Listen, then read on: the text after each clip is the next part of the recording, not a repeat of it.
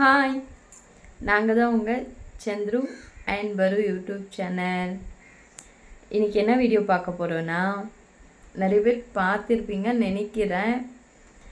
Part 1ல் பரு life ஸ்டைல்னு ஒரு வீடியோ போட்டிருந்தேன். என்னோடய லைஃப் ஸ்டைல், நான் எப்படி வளர்ந்தது அதெல்லாம் வீடியோவை போட்டிருந்தேன். அதோட கண்டினியூ தான் இந்த வீடியோ. சரியா, வாங்க நம்ம வீடியோக்குள்ளே போகலாம். அதுக்கு முன்னாடி நம்ம சேனலுக்கு யாராச்சும் புதுசாக பார்க்குறவங்க நம்ம சேனலை சப்ஸ்கிரைப் பண்ணிவிடுங்க, லைக் போட்டுடுங்க. நிறைய காமெடி வீடியோஸ் இருக்கும், போய் பாருங்கள், பார்த்துட்டு என்ஜாய் பண்ணுங்கள். அதே மாதிரி பெல் பட்டன் கிளிக் பண்ணி ஆல்னு கொடுத்தீங்கன்னா நாங்கள் போடுற வீடியோ உங்களுக்கு அடுத்தடுத்த நோட்டிஃபிகேஷனாக வந்து சேரும். ஓகேவா, வாங்க இப்போது பார்ட் 1ஓட கண்டினியூ பார்ட் 2ல் பார்க்கலாம். சரியா, நான் ஃபஸ்ட் வீடியோவில் என்ன சொல்லியிருந்தேன், நான் எங்கே வளர்ந்தேன், நான் கோலார் டிஸ்ட்ரிக்டில் வளர்ந்தேன்னு சொன்னேன் இல்லையா.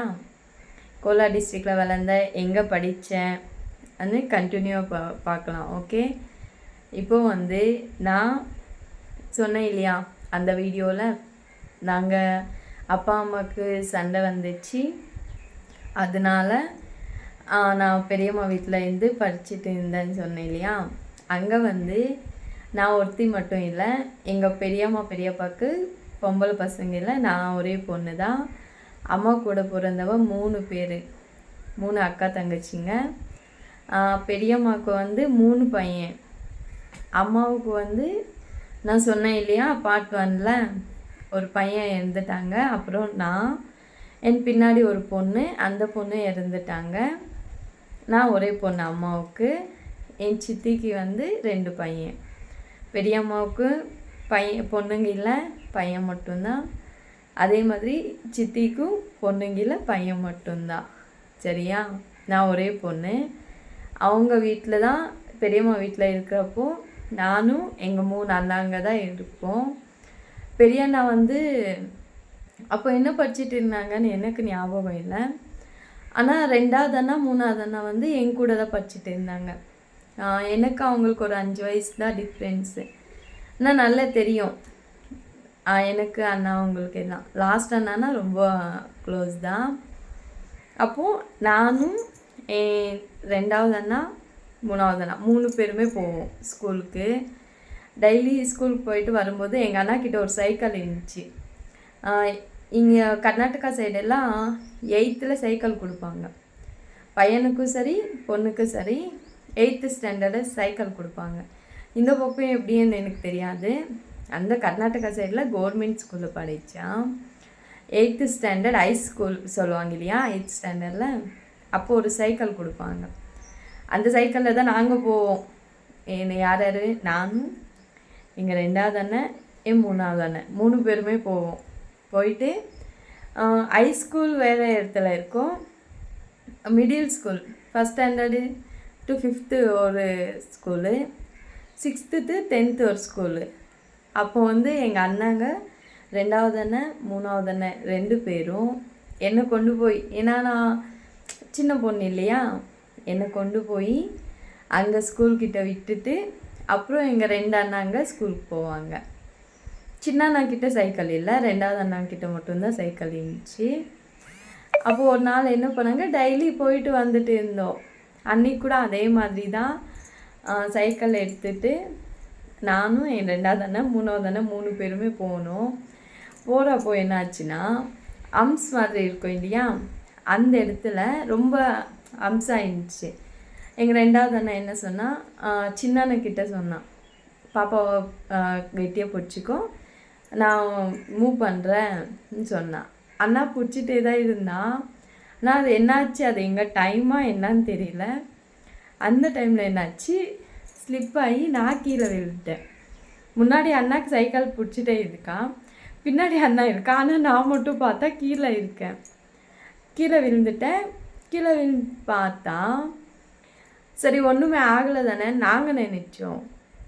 ஆனால் இந்த கையை பார்த்தா ரைட் ஹேண்டு, கை தூக்கவே முடியாமல் ஆயிடுச்சு. என்னடா இது, கை போச்சான்ற மாதிரி. ஏன்னா அப்போது 1st ஸ்டாண்டர்டுனா சின்ன வயசு தானே, அப்போல்லாம் கால் கையெல்லாம் இதாக டேமேஜ் ஆகுறது ரொம்ப நிறைய பேருக்குமே. அப்படி என்ன ஆச்சு எனக்கு, நான் ஒன்றுமே பண்ணல. எனக்கு சைக்கிள் ஓட்டவும் வராது. சைக்கிளில் நான் சிவனேன்னு தான் உட்காந்துருந்தேன். 2 பேர் சேர்த்து என்ன பண்ணாங்க, கீழே விழுந்துட்டாங்க.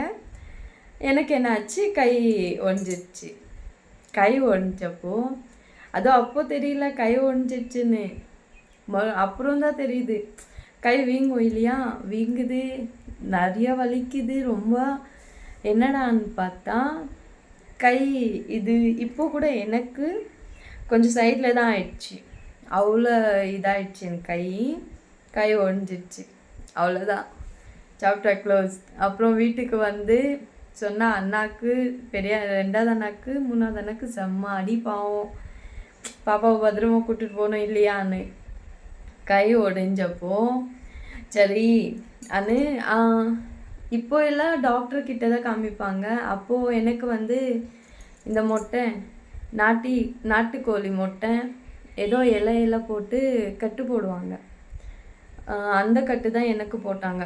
இந்த கை எடுக்கவே முடியல. அவங்க இப்படி ஸ்ட்ரைட் பண்ண சொல்லுவாங்க. வேணாம் எனக்கு. அது கை உடைஞ்சவங்களுக்கு மட்டும்தான் அந்த வலி என்னான்னு தெரியும். எத்தனை பேருக்கு ஒடிஞ்சிருக்குன்னு தெரியல. ஆனால் நிறைய பேருக்கு சின்ன வயசில் கை கால் ஒடியும் தான். அப்படி தான் எனக்கு ஒடிஞ்சுதானா, நான் வேணுமென்னு பண்ணலை, அதான் ஆயிடுச்சு, கை ஒடிஞ்சிடுச்சு. அப்புறம் கட்டு போட்டு அவ்வளோதான். ஜாலியாக ஒரு மாதம் 2 மாதம் ஸ்கூலுக்கு போகல, வீட்டில் தான் இருந்தேன். வீட்டில் இருந்து ரெஸ்ட் எடுத்து படிச்சுட்டு இருந்தேன். படிச்சுட்டு இருக்கிறப்போ அப்போ குட்டி பாப்பா இருந்தாங்க. நாங்கள் சண்டை போட்டுட்டு வந்தப்போ தான் அவங்க என் தங்கச்சி பிறந்தான். அப்போ அவங்க இருந்தாங்க. அவங்க வந்து அதான் உடம்பு சரியாமல் தான் இருந்தாங்க. இருந்தப்போ எனக்கு கை ஒடிஞ்சிட ஒரு 2 மாதம் சரியாயிடுச்சு. அப்புறம் தான் அவங்க இறந்துட்டாங்க. எங்கள் தங்கச்சி இருக்கிறப்போ இருந்துச்சு. அப்பா வந்திருந்தாங்க. அப்போ கூட பாப்பா இப்படி ஆயிடுச்சுன்னு வந்தாங்க. வந்து பார்த்துட்டு போனாங்க. பார்த்துட்டு போய் ஒரு 6 மாதம் நான் ஃபஸ்ட் ஸ்டாண்டர்ட் முடிக்க போகிறேன் அப்போது வந்தாங்க. அப்போ தான் வந்தாங்கன்னு நினைக்கிறேன். எனக்கு நல்லா ஞாபகம் இருக்குது. அப்போ தான் பெரியம்மா வீட்டுக்கு வந்தாங்க. அப்பா வந்து சரி நான் கூட்டிகிட்டு போயிடுறேன், என் பொண்டாட்டியை எங்கள் ஊருக்கே கூட்டிகிட்டு போயிடுறேன்னு வந்தாங்க. எவ்வளோ 3 வருஷம் ஆயிடுச்சு. 3 வருஷம் அப்புறம்தான் வந்து அந்த கை ஒடிஞ்சதெல்லாம் இங்கே தான். அது எங்கள் அப்பாவுக்கு சரியாக தெரியாது. நாங்கள் சொன்ன அப்புறம் தான் தெரிஞ்சுதே கை இப்படி ஆயிடுச்சுன்னு. அப்புறம் வந்து சரி நான் கூட்டிகிட்டு போகிறேன்னு சொன்னாங்க. நான் 2nd ஸ்டாண்டர்ட் புக்ஸ் எல்லாம் கூட வாங்கிட்டு இருந்தேன். அப்போவே நெக்ஸ்ட்டு செம்முக்கு போகிற இதில் ஹாலிடேஸில் தான் எங்கள் அப்பா வந்து என்னை கூட்டிகிட்டு போனாங்க.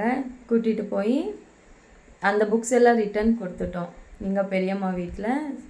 சரி அங்கேயே சரி அவங்க போய் அங்கேயே படிக்கட்டும் அது ரிட்டன் கொடுத்துட்டாங்க. கொடுத்துட்டு அப்பா வந்து என்னை கூட்டிகிட்டு போனாங்க. கூட்டிகிட்டு போய் அப்போது நெக்ஸ்ட்டு கண்டினியூ மறுபடி ஃபஸ்ட் ஸ்டாண்டர்ட்லேருந்து நான் முல்பாகில் தான் படித்தேன். ஃபஸ்ட்டு 2nd ஸ்டாண்டர்ட் படிச்சுட்டு இருந்தேன். எனக்கு 8 வயசுன்னு நினைக்கிறேன். 2nd ஸ்டாண்டர்ட் படிக்கிறப்போ படிச்சுட்டு இருந்தப்போ தான் எங்கள் பெரியம்மாவுக்கு இந்த கர்ப்பப்பை ஆப்ரேஷன்னு சொல்லுவாங்க. அந்த ஆப்ரேஷன் பண்ணணுன்னு மறுபடியும் அம்மா ஊருக்கு வந்தாங்க. ஊருக்கு வந்து எங்கள் ஊருக்கு எங்கள் பெரியம்மா ஊருக்கு டைரெக்டாக பஸ்ஸே இருக்கும். நான் அங்கேருந்து தான் ஸ்கூல் படிச்சுட்டு இருந்தேன். அப்பா இங்கே ஏற்றி விடுவார் முல்பாகலில். நான் பெரியம்மா அங்கே போனால் அண்ணன் அங்கே கூட்டிடுவாங்க. பஸ் ஸ்டாண்டுக்கு வந்து கூட்டிகிட்டு போவாங்க வீட்டுக்கு.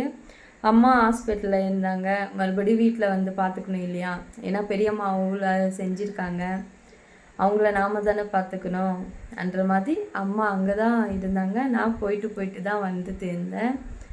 வந்துட்டு இருக்கிறப்போ தான் ஒரு நாள் என்ன ஆச்சுன்னா, அப்பாவுக்கு நான் சொன்னேன் இல்லையா அப்பா குடிப்பாங்கன்னு, குடிச்சிட்டு இருக்கிறப்போ ஒரு நாள் என்ன பண்ணியிருக்காங்க, ஸ்லிப் ஆகிட்டு விழுந்துட்டு இந்த மூக்கு ரத்தம் வந்து வீங்கிடுச்சு ரொம்ப. ரொம்ப வீங்கிடுச்சு. அது எனக்கு தெரியாது.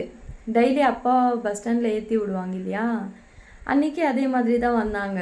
பார்த்தா மூக்கெல்லாம் வீங்கியிருக்கு, என்னன்னே தெரியல. செகண்ட் ஸ்டாண்டர்ட் படிச்சுட்டு இருந்தேன் நான் அப்போது. என்னன்னே தெரியல. சரி எப்படி ஆச்சு என்னன்னு அப்படியே தான் எங்கள் அத்தை அவங்க எல்லாம் இருந்தாங்க இல்லையா, அவங்க எல்லாம் கேட்டப்போ அவங்க அப்பா இப்படி விழுந்துட்டாங்க சொன்னாங்க. அந்த மேட்டரை நான் எடுத்துகிட்டு வந்து அம்மா கிட்ட சொன்னேன். இப்படி அப்பாவுக்கு இப்படி ஆயிடுச்சு. அம்மா என்ன பண்ணுறது, எங்கள் அக்காவும் பார்க்கணும், அங்கே அவங்களையும் பார்க்கணும், என்ன பண்ண முடியும். சரின்னு அப்போ மறுபடியும் அம்மா வந்தாங்க ஊருக்கு. நானும் அம்மா ஊருக்கு வந்தோம். வந்து அப்பாவுக்கு அந்த ஹாஸ்பிட்டலில் போய் இந்த ரத்தம் எல்லாம் அப்படியே இருந்துச்சு. ஹாஸ்பிட்டலில் போய் பார்த்தோம். அது அவங்களுக்கு தான் தெரியும் அந்த வலி எப்படி தான் இருக்குன்னு. சொல்கிறவங்களுக்கு எல்லாம் தெரியாது. ஏன்னா நிறைய பேர் சொல்லுவாங்க குடிகாரங்கிட்ட வாழ்க்கையெல்லாம் வாழ முடியாதுன்னு. எப்படி சொல்கிறா பாருன்னு. அது அவங்க வாழ்கிறவங்களுக்கு தான் தெரியும் அது எப்படிடா அந்த வலின்னு. எங்கள் அம்மா நிறையவே அனுபவிச்சிட்டாங்க அந்த டைம்ல எல்லாம். ஏன்னா இந்த பக்கம் அக்காவும் பார்க்க முடியாது, அந்த பக்கம் வீட்டுக்காரையும் விட்டு கொடுக்க முடியாது. அப்போ தான் தெரியும். ஆனால் அதெல்லாம் இப்போ யோசிச்சா தான் எனக்கு புரியுது அவங்க எவ்வளோடா கஷ்டம். ஏன்னா அப்போது நம்மளுக்கு புரியாது இல்லையா, இப்போ தான் புரியுது. அதே மாதிரி எவ்வளோ கஷ்டப்பட்டாங்க என்னன்னு குடிகார வீட்டில் இருக்கிறவங்க இல்லையா, அவங்களுக்கு மட்டும்தான் தெரியும். ஓகேவா, இந்த வீடியோவை நான் இதோடு முடிச்சுக்கிறேன். இதை கண்டினியூ நெக்ஸ்ட் பார்ட்டில் பார்க்கலாம். ஓகேவா, பார்த்துட்டு சப்போர்ட் பண்ணுங்கள், நம்ம சேனலை சப்ஸ்கிரைப் பண்ணிவிடுங்க. ஓகே, நெக்ஸ்ட் பார்ட் 3ல் இதோட கண்டினியூஷன். அப்பாவுக்கு ஹெல்த் எப்படி இருந்துச்சு என்னாச்சுன்றதை நெக்ஸ்ட்டு பார்க்கலாம். ஓகேவா, பாய்.